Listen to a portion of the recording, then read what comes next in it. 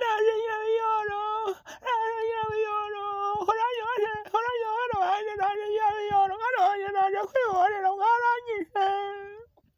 None se mukecuru, none se urashaka kwihorera twarakwishe mu rupfu rwawe njyewe hari uruhare nabigizemo? Nta ruhare njyewe nabigizemo rwose, urandenganya. Nyirabiyoro mwana wanjye uranyubaze, warangije mwana wanjye, naje kwihorera nyine, naje kwihorera rwose njyewe warangije, naje n'uruhu rwanjye noroheje, uranyubaze, uruhu rwanjye noroheje, naje kwihorera rwose njyewe kwihorera. None se Nyirabiyoro, uraza kwihorera urupfu rwawe ntago njyewe nta ruhare nigeze ndugiramo, nubwo abantu benshi bahuruye baje kukureba kugira ngo barebe uko umeze n'uko usa, barebe bumve n'icyo uvuga, bumve n'icyifuzo cyawe, ariko mu rupfu rwawe njyewe nta ruhare nabigizemo. Urumva, umugaragu w'umwami yaraje asanga umwami arasinziriye, umwami wari umajije kumuhanurira ibintu by'ibyago bimuca intege, bituma umwami asinzira. Umugaragu we aje asanga umwami arasinziriye. Ubwo rero umugaragu w'umwami rero akimara kubona umwami asinziriye, yahise akwica agira ngo hari ikintu kibi wakoreye umwami. Niyo mpamvu rero nakubwiraga ni nubwo uje kwihorera nta kibi njyewe nigeze nkukorera, kandi mu bakwishe njyewe nta ruhare mbifitemo.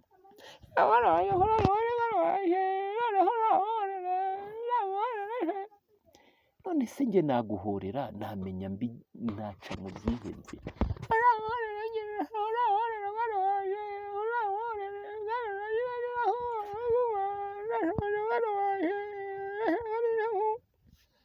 Urashonje, urashaka n'icyo kunywa? Ariko njyewe ndambaye nguhakaniye, ese naguhorera nte iby'urupfu rwawe ko ntabizi? Namenya nguhorera nciye mu zihe nzira? Ntago nabishobora rwose. Bakuzanira amarwa, bakuzanire n'ikigage, bakuzanire n'inzoga irimo ubuki, bakuzanire n'umutsima, mumuzanire arashonje. Nyirabiyoro uyu mukecuru w'ikaragwe mumuhe amazi, mumuhe inzoga y'inkangaza, mumuhe inzoga y'inturire, mumuhanywe, nimurangiza mumwakire nk'imana y'abapfumu, imana y'abaraguzi, imana y'abahanuzi. Niwe muhanuzi wa mbere mu Rwanda wakoze amateka akomeye cyane, kandi nubwo twateranyirije hano imana y'irarire n'imana y'umugwagasi n'imana y'imandwa z'abagwagasi, hamwe n'imana ryangombe, n'imana nyabingi, n'imana rurema, Uwiteka Imana Nyiringabo, hamwe na Yesu, hamwe na Satani, n'izindi mandwa zigiye zitandukanye, cyangwa se n'izindi mana zigiye zitandukanye, harimo nk'imana yirirwa ahandi igataha i Rwanda, harimo nk'imana y'irarire n'izindi mana nyinshi tutabashije kuvuga. Zose mwahuriye hano, mwakire imana y'abapfumu. Imana y'abapfumu bayita Nyirabiyoro. Nyirabiyoro ni imana y'abapfumu, akaba n'imana y'abahanuzi, akaba n'imana y'abaraguzi. Imana y'abaraguzi rero bamwita Nyirabiyoro, imana y'abapfumu bamwita Nyirabiyoro. Urumva we ko afite inzego nyinshi agiye akuriye, kandi zigiye zifite imbaraga hano ku isi. Afite inzego zigiye zikomeye cyane. Abantu benshi rero bashakaga kumureba ku isura, ariko murabizi ko gukangura Nyirabiyoro, abenshi baba bashaka ngo kumureba ngo umubiri, abandi ngo barashaka kumureba mu maso uko asa. Nubwo abantu benshi baje kumureba, ariko ntago wese kumukangura mugira ngo yaza nk'umubiri. Ni ukuvuga ngo akimara guhura n'urupfu, nk'uko abo mu kinyejana cyatambutse mwabibonye, ubwo umugaragu w'umwami yazaga agasanga Nyirabiyoro amajije guhanurira umwami. Umwami rero kubera ibintu byinshi bari bamuhanuriye, umwami kubera ibintu byinshi bari bamubwiye by'ibyago, byatumye umwami afatwa n'agatotsi arasinzira.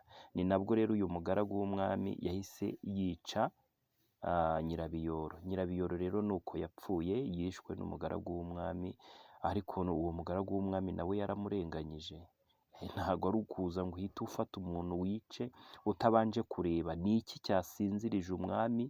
Ese umwami asinziriye bitewe n'iki? Ni umunaniro se? Ni ibitotsi? Abantu benshi cyane rero muri iyi si ya rurema bajya bahubuka, ukajya kubona ukabona nk'umuntu ahise ahita kwica, ntabanjije kubaza amakuru, byagenze gute, byatangiye gute. Na Nyirabiyoro ibyo avuga kwihorera kwe, ndimo kubwira Imana, ntabwo nk'abantu benshi wenda nubwo iki kiganiro tugishyira ku mbuga nkoranyambaga, ndimo kubwira Satani, ndimo kubwira Yesu, ndimo kubwira Uwiteka Imana Nyiringabo waremye ijuru n'isi, ndimo kubwira Imana y'irarire, ndimo kubwira Imana Nyabingi, ndimo kubwira Imana Ryangombe, ndimo kubwira Imana yirirwa ahandi igataha i Rwanda. Yego, nibo ndimo kubwira, kuko Nyirabiyoro ni Imana nkuru y'u Rwanda, kuko Nyirabiyoro ni Imana y'abapfumu. Buri mupfumu wese uba mu Rwanda azi yuko Nyirabiyoro ari we Mana nkuru y'abapfumu. Nyirabiyoro si Imana nkuru y'abapfumu, ahubwo Nyirabiyoro ni Imana y'abahanuzi, kuko umuntu wese uhanura afatira urugero kuri Nyirabiyoro. Ubundi Nyirabiyoro ni umukecuru w'umunyakaragwe, wahanuriye mu Rwanda igihe kinini, ahanurira abami, ahanurira ingoma nyinshi, kugeza no ku ngoma ya nyuma izaba mu Rwanda, kuko Nyirabiyoro yahanuye, aza ahanura ingoma uko zizagenda zikurikirana, avuga ku ngoma ya Rukirigitangwe rwa Mudatinya, urangwa n'imboni ku maso. Avuga ku zindi ngoma zose agenda zihanura, agera no ku ngoma ya nyuma. Ni byinshi cyane rero Nyirabiyoro yagiye ahanura, ku buryo n'abahanuzi benshi bamufatiraho urugero. Bavuga ati uyu ni data wo mu buhanuzi, cyangwa se ni mama wo mu buhanuzi, kuko Nyirabiyoro niwe muhanuzi utarigeze yibeshya. Mu buhanuzi yagiye ahanurira abami bose, kandi n'ibyo yavuze bizaba yarapfuye nabyo yaragiye abivuga.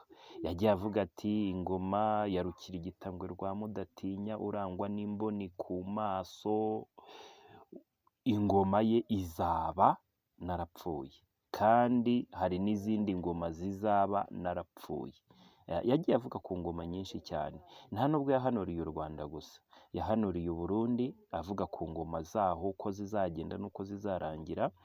Yahanuye n'ingoma zo mu Bugande uburyo zizakomeza, ahanura no ku ngoma zo muri Kongo, izo muri Tanzania, izo muri Kenya, hose ibi bihugu byose bitwegereye, kuko uriya mukecuru w'ikaragwe Nyirabiyoro yavugaga n'igiswahili. Ubwo ni ukuvuga ngo yabwiraga Abagande, akabwira Abakongomani, akabwira Abanyakenya, akabwira Abarundi, akabwira Abagande, akabwira n'Abatanzania. Ni ukuvuga East Africa yose yarayihanuriye, uretse na East Africa yose na Afurika yose n'isi yose. Kandi Nyirabiyoro icyo wanamenya cye,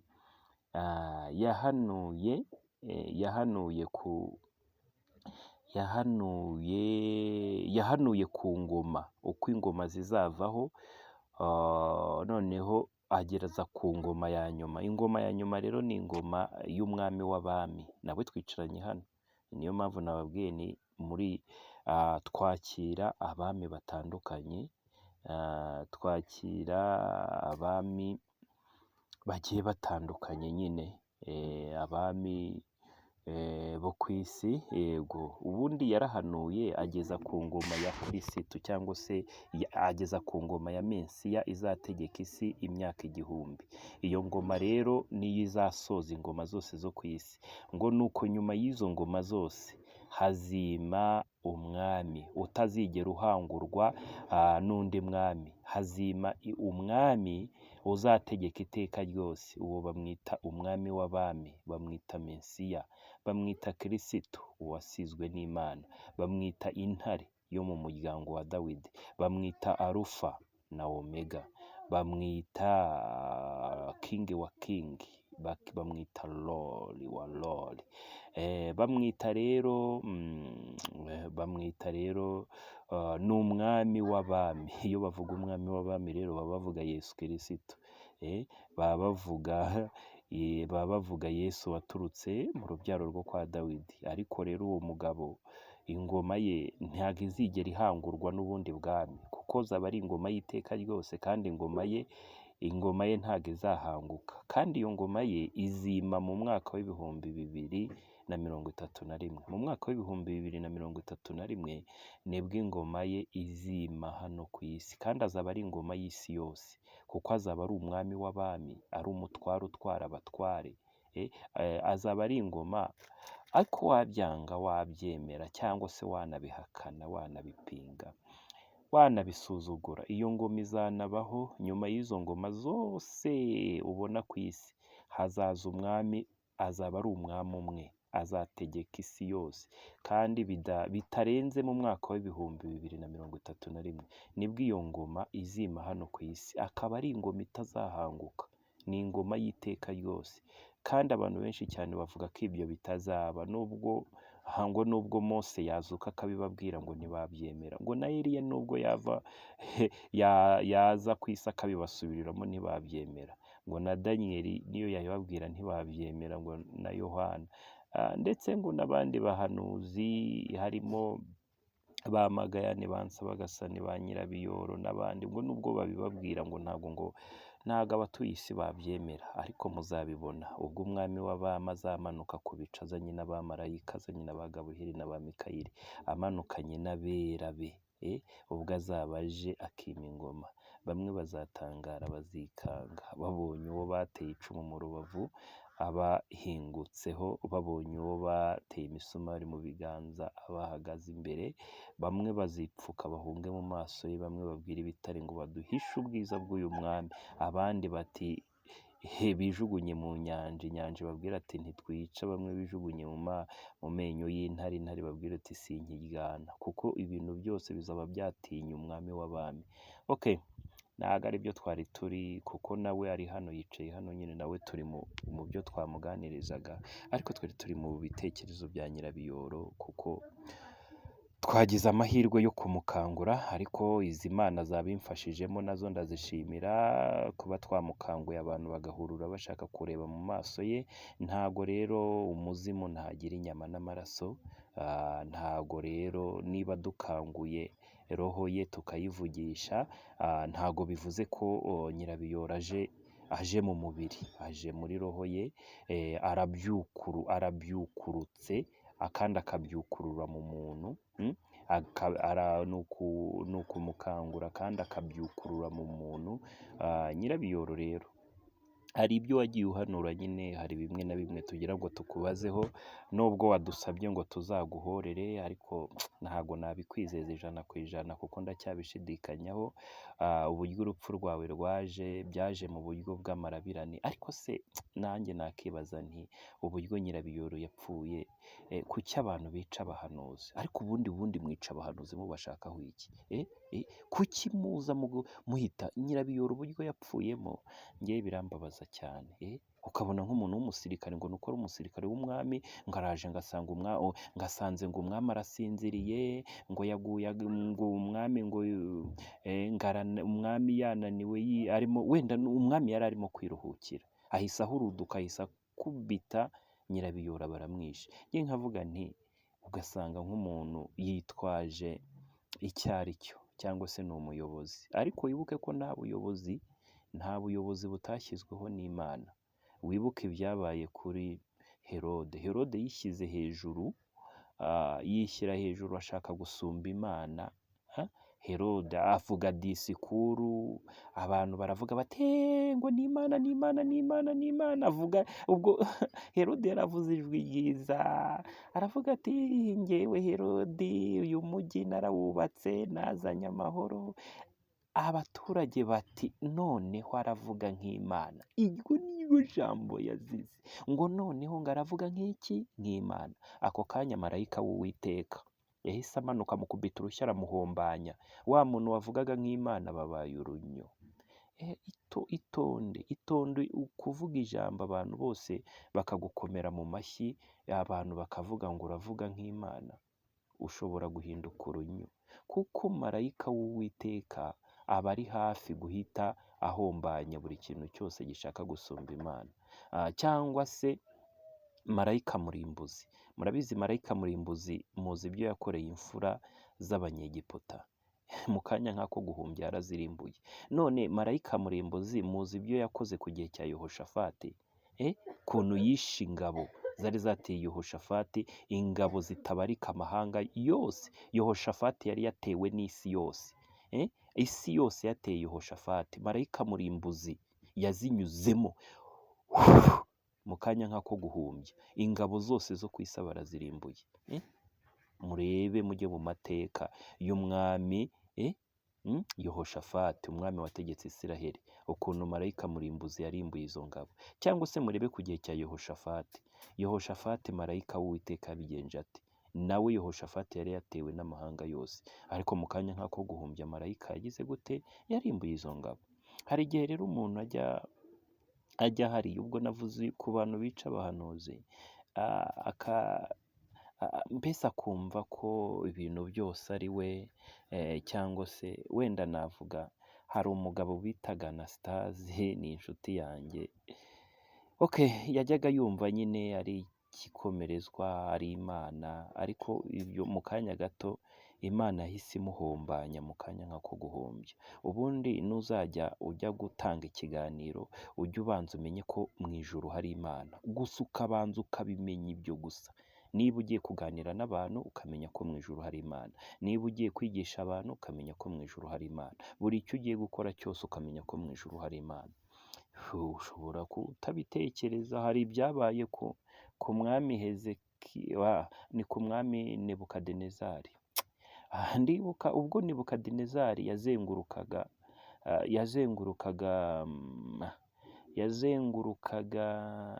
yazengurukaga Babuloni, arimo kuyizenguruka, agenda areba ati mbega Babuloni nziza niyubakiye, ati Babuloni narakubatse ndakuzamura nkugeza ku Mana, Babuloni uri umurwa wanjye.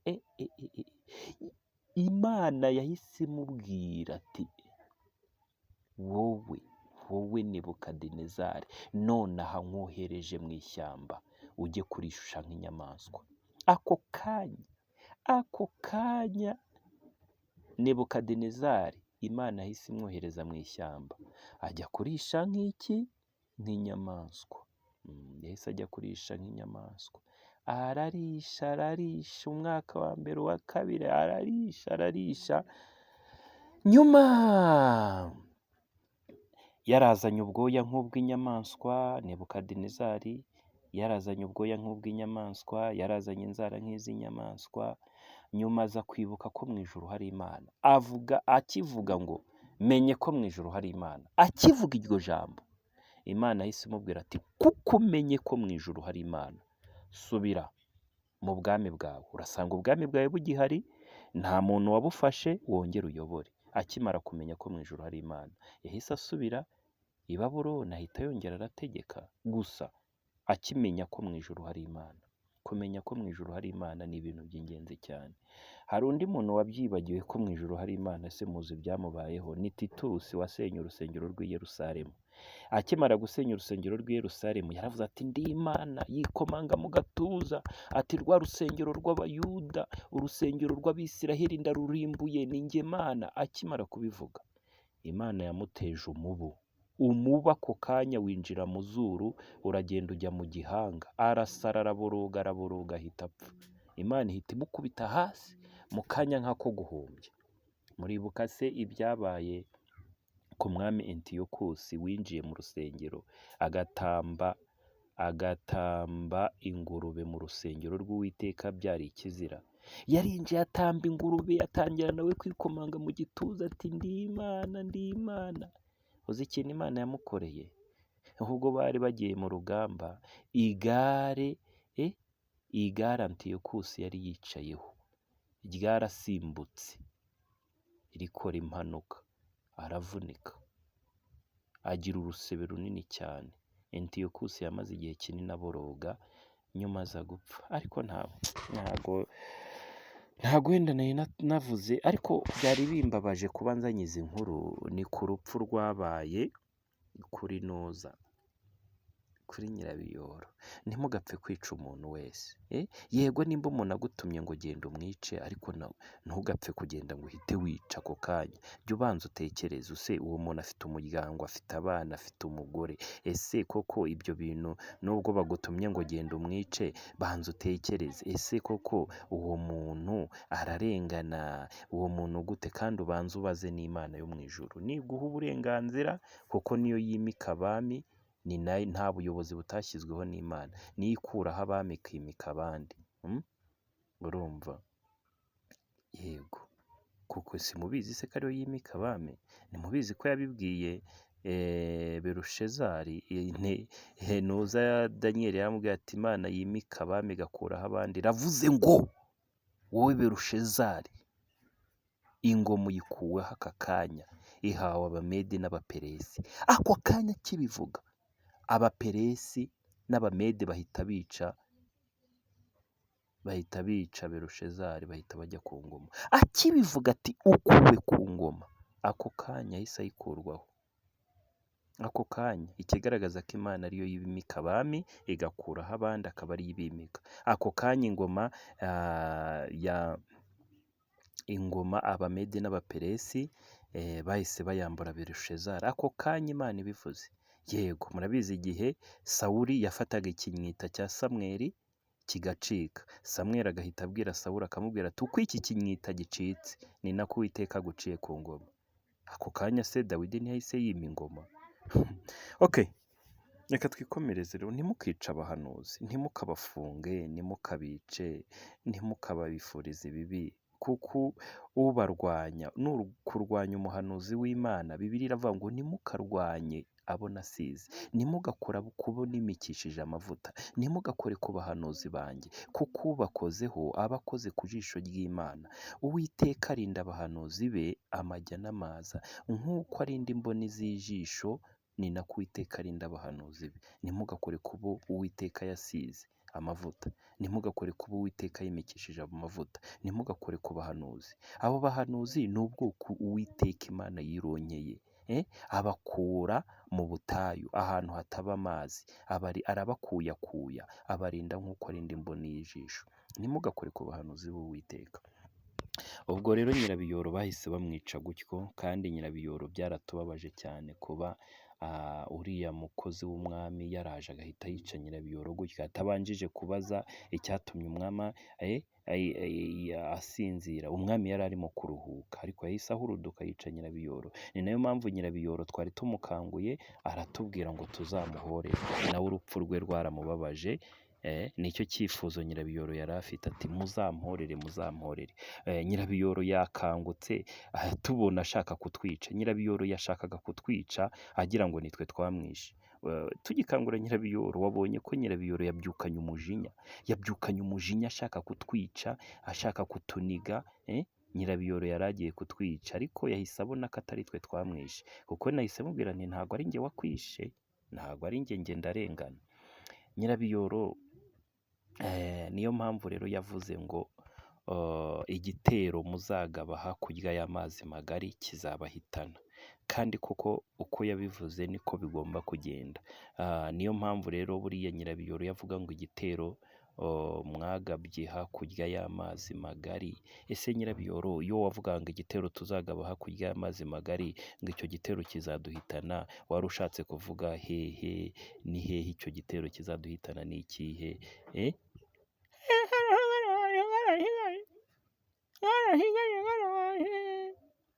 icyo gitero twarakigabye, none se twakigabye he? Twakigabye muri Kongo, muri Kongo nta gitero twagabyeyo, nta gitero twagabyeyo. Twarakigabye, ntacyo twagabye, nta gitero twigeze tugaba muri Kongo rwose. Okay, Bibiliya iravuga ngo hariya ngo nta nduru ivugira ubusa ku gasozi. Okay, bibe uko byakabaye kandi bijye bigenda nk'uko Imana ibishaka, kuko Imana niyo yica igakiza, niyo iyakaremye niyo ikamena, niko umunyarwanda yaciye umugani ngo iyakaremye niyo ikamena. Kandi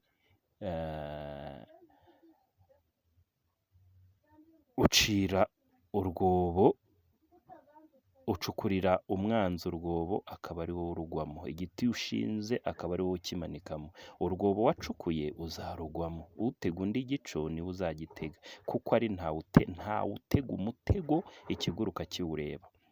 Nk'uko Hamani yashinze igiti agishingira Moridekayi, Hamani yaje kukigwaho icyo giti. Yego, ucukura urwobo azarugwamo, uwasa igiti kizamusadukana. Ugambirira ibibi bizamutahaho. Urenganya abandi nawe azarenganwa, uwicisha inkota azicishwa indi, utwara abandi iminyago nawe bazayimutwara. Uko wagize nawe niko uzagenzwa. Gira so yiturwa indi. Inuma y'u Burundi yatumye ku y'u Rwanda ngo huguha. Ni ukuvuga ngo rero ntawe utega umutego ikiguruka kiwureba. Ushobora gutega umutego umwanzi wawe, uwo mutego akaba ari wowe ugwamo. Okay, ndabona turimo gusoza rero, twari turimo no guca n'imigani, kandi imigani igana akariho. Navuga ati y'umunyarwanda avuga ngo nta nduru ivugira ubusa ku musozi. Koko yego, iyo bavuga ngo uwicisha inkota nawe azicishwa indi. Petero yaciye ugutwi umusirikare, Yesu ahita afata ugutwi agusubizaho, arabwira ati Petero, ati intambara turwana ntabwo ari iz'imbunda n'amasasu, uwicisha inkota nawe azicishwa indi. Okay, reka twikomereze rero. Okay, amateka mwayagezwagaho n'ivuriro rya Kinyarwanda. Tuvura indwara z'amarozi, amahuherano, amarozi y'amategano, amarozi y'ubuhuherano. Dufite umuti wo gutera akabariro, dufite umuti w'amavangingo, tuvura uburemba, tuvura ubugumba, tuvura n'izindi ndwara zigiye zitandukanye, tugarura ibyibwe. Hari n'Imana y'irarire izura umuntu wapfuye, harimo n'Imana y'irarire ifungura amarembo y'ikuzimu, ukaba wahura na Satani ukamusaba ubutunzi. Imana y'irarire irabikora rwose, izwiho gukingura amarembo y'ikuzimu, ugahura na Satani ukamubaza ibyo ushaka byose, mukagirana amasezerano, ubundi Satani akaguha ubutunzi. Okay, tuvura abasazi birukanka ku gasozi, tuvura za nyabingi, tuvura amarozi y'amategano, tuvura amarozi y'amahuherano, tuvura n'indwara zose z'amarozi, tuvura n'ubumuga, tuvura na pararize, tuvura kanseri, tuvura amibe, tuvura telekomunanse, tuvura kanseri na diyabete. Waduhamagara kuri izi nimero 07 280 23 348, 07 280 23 348, cyangwa se ya MTN 0798869295,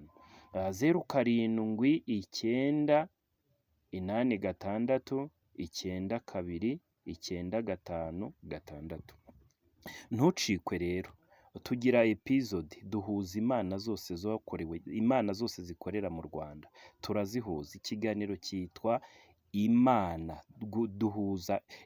Uzarebe episode ya mbere n'iya kabiri n'iya gatatu, uzumva byinshi kandi uzamenya Imana, uzanazisobanukirwa, umenye aho zaturutse, nk'uko wamenye ko Nyirabiyoro yaturutse i Karagwe muri Tanzania kandi yahanuriye isi yose. Uzamenya byinshi rero, niyo mpamvu nakubwiraga nti twari turimo kunonosora amateka, ariko nimba harimo n'icyo udasobanukiwe genda urebe muri episode ya mbere n'iya kabiri n'iya gatatu, uraza kubona byinshi ubashe gusobanukirwa. Ibyo tutavuze neza uraza kubyumvamo, iby'ubuhanuzi, ibyo ku ngoma ya Rukirigitangwe rwa Mudatinya urangwa n'imboni ku maso, umenye uko ubwami bwe buzarangira n'uko ubutegetsi bwe buzagenda. Uzabisanga muri episode ya mbere n'iya kabiri n'iya gatatu n'iya kane, kuko iyi ni episode ya gatanu. Uzasangamo byinshi rero, kandi rero hari byinshi cyane rero tutabashije kuvugira hano, uzabibona muri episode zizakurikira n'izabanje, iya mbere n'iya kabiri. Kandi noneho mukomeze, twari turi mu kunonosora ubuhanuzi rero, uko Nyirabiyoro mu buhanuzi bwa Nyirabiyoro uzabusanga no muri izo episode. Naho ubutaha rero ugenda ushaka episode ya mbere n'iya kabiri n'iya gatatu.